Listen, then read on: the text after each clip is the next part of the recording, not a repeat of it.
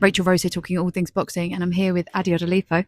Is that right? The camera, is it? Yeah. Well, Okay. it flips it upside down because you flip the screen upside down, but then when you flip it back up, it goes the right. It goes the right way. I knew this. I was just making sure you know this.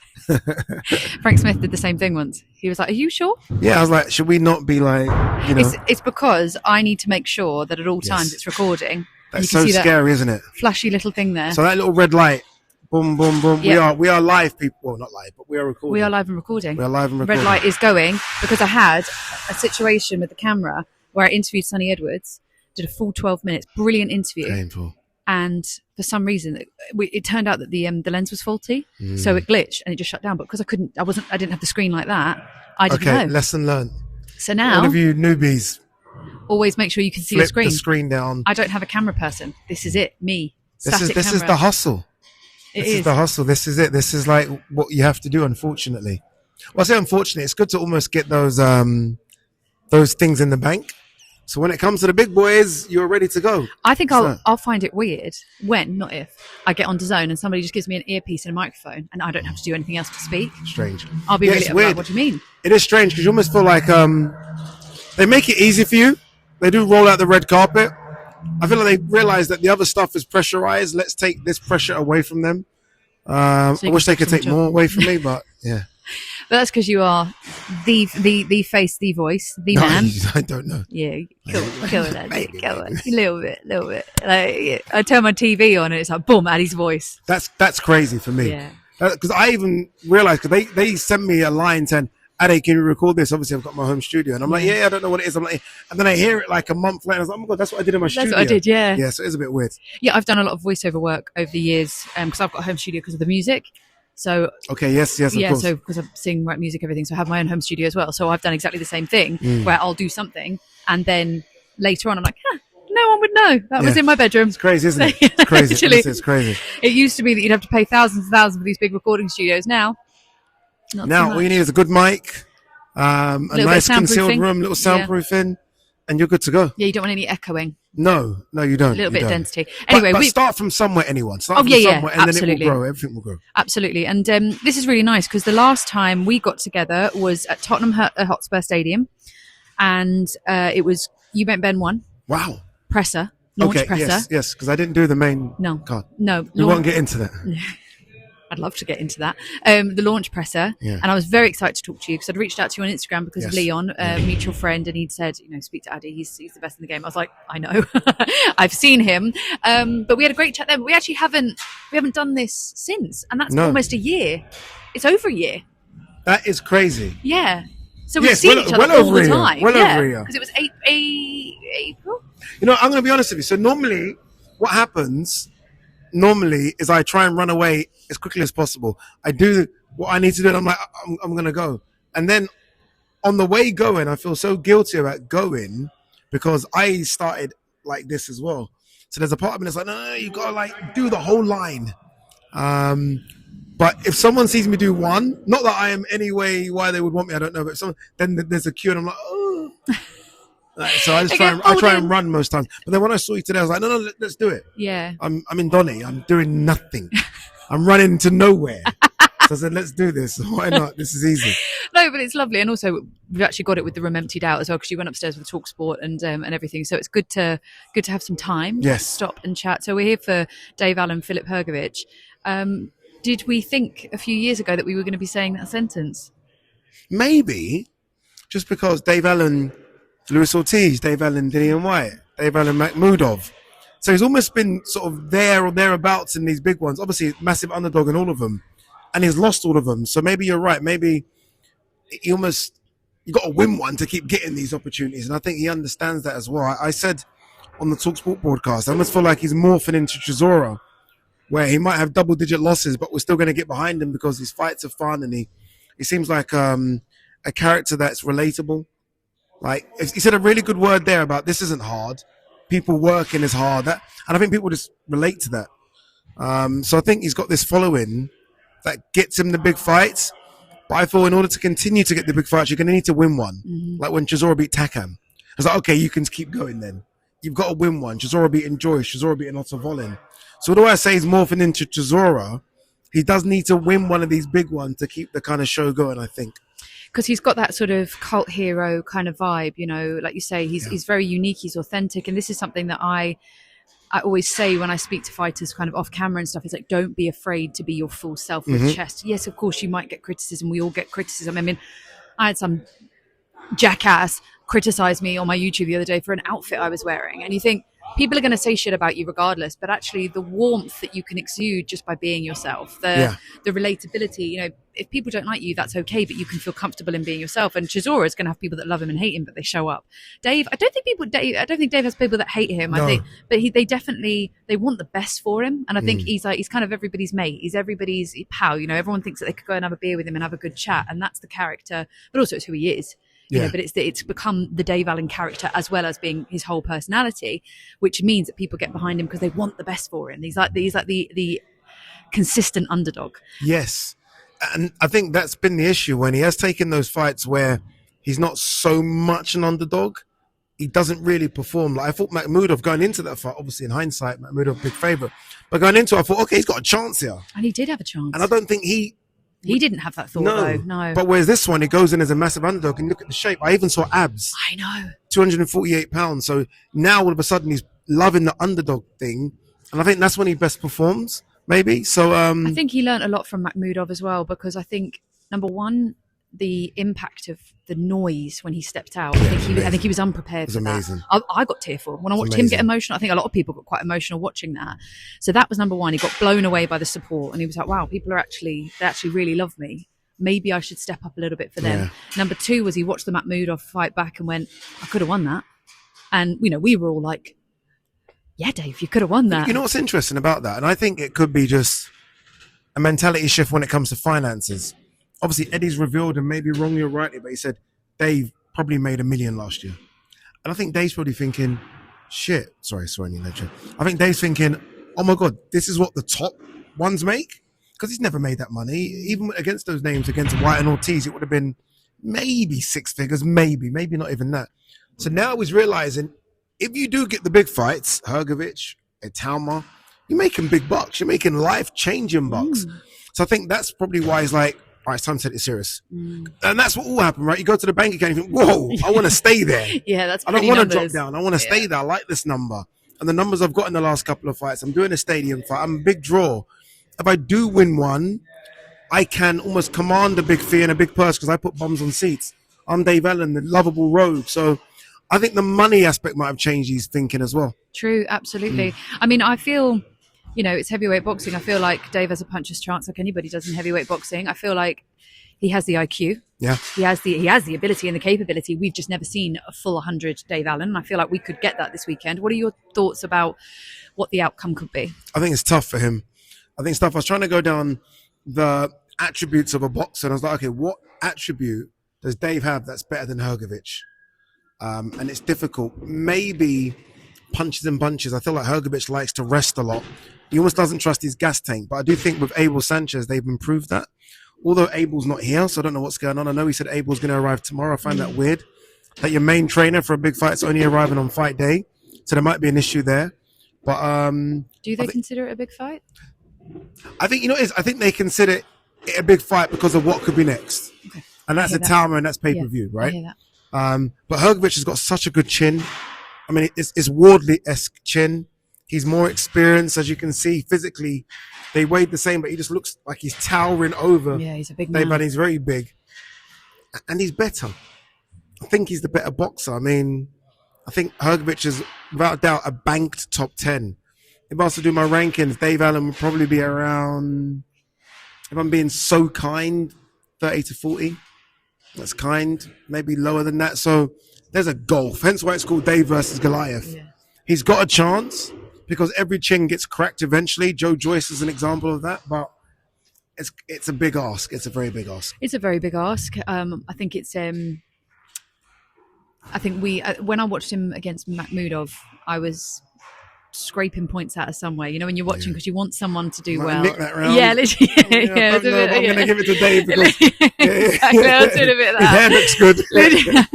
I was like, oh baby. Whereas I'm going to try and be a bit more real with myself this one. But I think as a fan, as a friend, it's good to see him show up in the way that he's done, the growth that he's sort of shown the last year.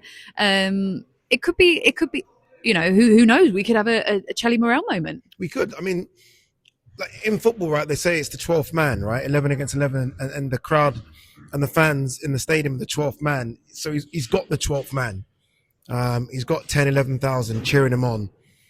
I don't know if that affects Hrgovic. I feel like Hrgovic should just go into anyone's backyard. I know he feels so chilled, doesn't Honestly, he walk around by himself. It's not a threatening crowd. No, it's a we're happy for boxing to be here crowd. Yeah.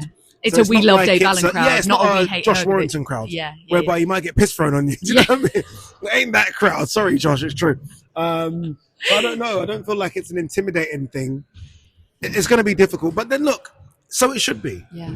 It should be difficult. If you want the big bucks, if you want the 7 figures, if you want to fight a big name, it should be hard. It shouldn't be easy. So I have no qualms of it being hard. If he comes through, he should get all the rewards, and everyone should remember what everyone was saying beforehand. But Hrgovic is going to win, I think, surely. Well, famous last words. Well, on paper, it looks like that's exactly the case. I mean, my head says Hrgovic, my heart says Dave. Yeah, I think everyone's heart says Dave. Yep. And also, my heart goes, maybe Hrgovic will come in a little lackluster because he thinks that Dave will be a walkthrough, and then it'll kind of be coaxing, and then it'll be heavier Hrgovic, by the way. Yeah. He was 241 against Adelaide. I don't know how much. 7 pounds to a heavyweight's nothing. It's a couple of mils. But 248, so he's a bit heavier. Yeah. Training been going well. You start to read things, and sometimes I feel like we read it too much. Ultimately, sometimes you just got to look at, okay, when this fight was first announced, what was you thinking? Yeah. And I was thinking, what? Hrgovic's going to destroy him. So I almost have to stick with that as opposed to all the clips that are showing off of Hrgovic getting hit and Dave Allen winning. I've almost got to go with what I first thought when this fight was announced. And I thought Hrgovic all day. Do you know what's interesting? When I first found out about it, I went, you could do that. Dave, I went, you could do that. And I don't know if that's just because I'm hopeless when it comes to people I care about. I'm hopeless when it comes to people who I want to win in life. And I do it with a lot of the fighters that I really believe in, that I can be the everlasting optimist. So when I first saw the fight, I thought, you could do that. No, he can. And I think Hrgovic. I think I've kind of, and you're nailing your. And I know that my realism, I understand the stats, I understand his record, I understand everything, but I think that kind of hopeless romantic of life wants to be like, maybe it could be a rocky moment. And I don't think it will even be as big as that. There's something about Hrgovic where I know he's good, but I don't know if he's elite. I don't look at him and think, oh my God, Hrgovic is something about him. Every time I watch him, the Dempsey and McKean fight where it was all over the place. Adelaide nearly had him out of there when Adelaide started landing bombs. Didn't look great against Zhang. Joe Joyce is no longer the Joe Joyce that we remember from a couple of years ago. So he's gettable. He is definitely gettable. But no. Let me sell it and then unsell it, people. But no. Thing is, it's like, well, look, we've got just over 24 hours before we find out.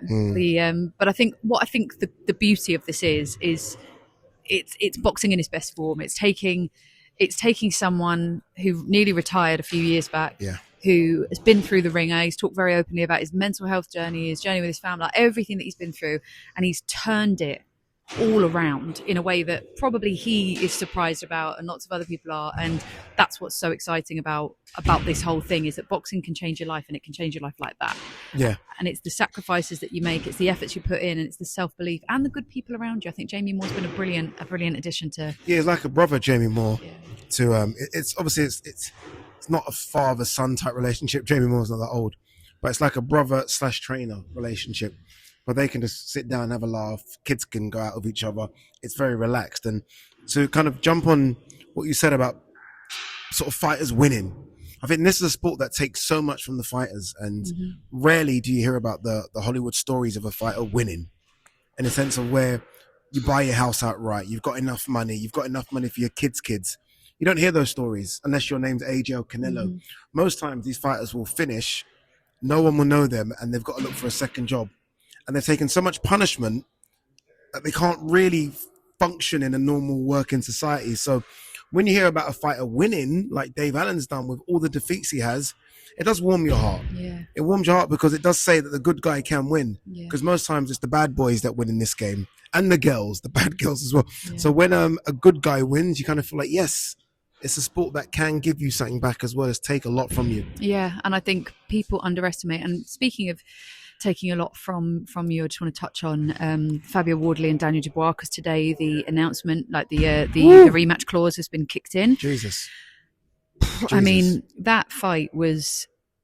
I mean, that takes life off you. That shaves a couple of years off for sure. 100%. I mean, I have to say, Addy, it's one of the first fights that I was so excited about. I couldn't rest. I couldn't relax. I don't even think I enjoyed watching it, if I'm honest, because the first part, the way I described it on my my socials was, it was like, you know, when you watch a horror film and the tension's building because you know someone's going to jump out, you know something bad's going to happen, but you don't know when, you don't know how. That was that fight for me. I was waiting. I don't know who was going to get knocked out. Don't know when it was going to happen. And then those last couple of rounds were happening, and then it was just going downhill rapidly in my head. I was like, I don't know how to keep watching this because you know, this is just a lot to witness. Yeah, it was too much in the end. And look, we understand what these fighters sign up for, and the fighters understand what they sign up for, but that went too far. Like, okay, guys, you've given us our ticket money and our pay-per-view money. We're good now. Like, whoever bought the zone pay-per-view, you could have stopped after 6 rounds and we're happy. We can go home happy. When you go 3 more, I felt like it was a bit too much. I know like Lee Wiley and the rest of the team, Ben Davison, have got a lot of stick for not stopping the fight. And they've seen Fabio come from the brink of defeat to kind of snatch a victory. So although they are wrong not to stop it, I understand their point. It's the doctor. I'm like, you're a medical practitioner. Someone comes over to you and you see them like that and you're thinking, go on, go again. And on baby legs. Yeah, they come over to you like this. And with one eye open. One eye. And you're like, no, it's okay, continue. You're a medical practitioner. Because Howard Foster was almost taking him over like, please you do it. Yeah. I don't want to get the stick for stopping this because it's so good. But I think the doctor the second time round should have stopped it and they didn't. But we run it back. I know. And credit to Fabio. I said on my YouTube channel that Fabio needs a year out. I know. I said this to Lee Eaton earlier. I was like, the fact that this has already been kickstarted to go again, I'm like, bro, go have a holiday. Go traveling for a few months. Just go and enjoy your money. Be with your kid. Just like that was a lot. But they're different. We're like mere mortals. I know. I sometimes don't understand how these guys and girls think. And this is an example of it because I look at it and think, no. He looks at it and thinks, I had you down twice. I hurt you. I could have stopped you. Yeah, I could have done that. I can get you. Yeah. And also, let's be blunt about it. The number on the check this time round, it's going to be significantly bigger than the first fight. It obviously goes to the Tottenham Hotspur Stadium, maybe even Wembley. So there's 2 things. He gets a chance to get his belt back. He earns millions, and it will be millions.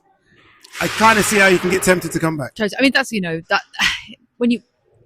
It's not rocket science when you break it down what they're coming back for. I think, and you're right, we are completely mere mortals. You know, I've had 1 fight, and I remember the journey that I went through in that mentally, and that was 1 fight, 3 rounds, 2 minutes, and I wasn't supposed to do it anyway because of my heart condition. But I remembered the mental process that I went through for that because she'd hit me really hard, and I've never been hit that hard in my life. And I was like, what am I doing? But, you know, I found the moment, I carried on. But then you're looking, that was very small in comparison to what they're doing. But Fabio's made of something that comes along rarely, I feel, in lifetimes, where there is like an absolute will of steel. Don't know, this should pick up too much of the crazy. Just a willingness to succeed. Yeah. And he has a relentless drive. And I mean, that's why he does need a corner that can save him from himself. And also, though, he will tell himself, I went and had hell in my first fight with Fraser Clark. And we all saw what he did in the second fight with Fraser Clark. So he had that in his back pocket, like, I've been through hell against someone, and I said, let's do it again straight away. Yeah. And I did it straight away, and I caused permanent damage. So he'll back himself in that fight. I just almost feel like it's a decision that shouldn't be him, because he'll always say, let's do it. It should be someone close to him saying, maybe rest up, and you will get the winner of Daniel Dubois versus whoever Daniel Dubois chooses to fight. Cabial or someone. Fabio, I don't know your girlfriend's name. but maybe she should be in charge of those decisions for a minute. The girlfriends girlfriends and wives tend to make some good shouts. She would say, "Don't fight again." Yeah, so maybe probably. not fully in control. Yeah, probably. Maybe mother. I don't know. Someone just to. But like we said, he's a warrior. He's going to want to right the wrongs on his side of things in terms of the loss and whatever. He's probably learned a lot from watching the fight back in terms of there were just little moments where he was swinging with that rear hand and he could have doubled up the jab to close the distance. Then I'm not in there. It's just things I can observe from a coach's perspective. But those little things, those little tweaks, and look, we've seen lots of different versions of Fabio, and he managed to be one of the only people who stayed standing with Daniel Dubois, which was just absolutely insane. But we're going to run it back again. There's a lot that's gone on already in 2026. We've been blessed with a pretty good year so far, and it continues this weekend with Dave Allen and Filip Hrgovic. So make sure that you check that out at www.dazn.com/Rachel Rose. DAZN plug. Okay. That's what I didn't know about that. It's because I want to be like you, Addy.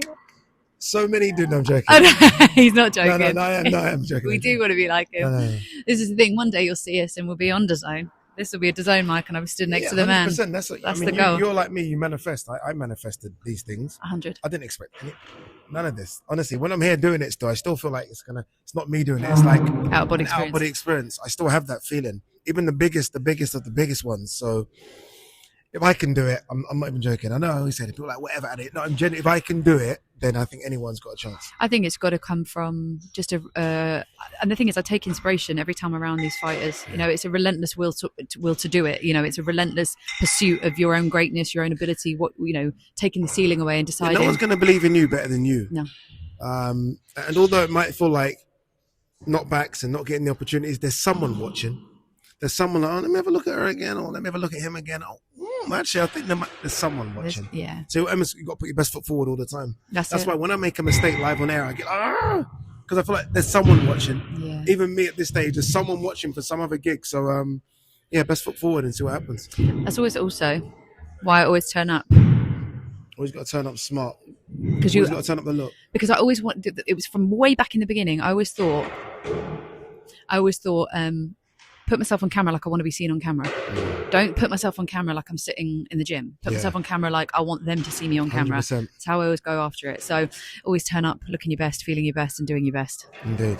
Anyway, Addy, you've got to now go and have a meeting. Meeting. They're waiting for you. Yeah. Yeah, he's just so fabulous. Everybody wants him. Demanding his attention.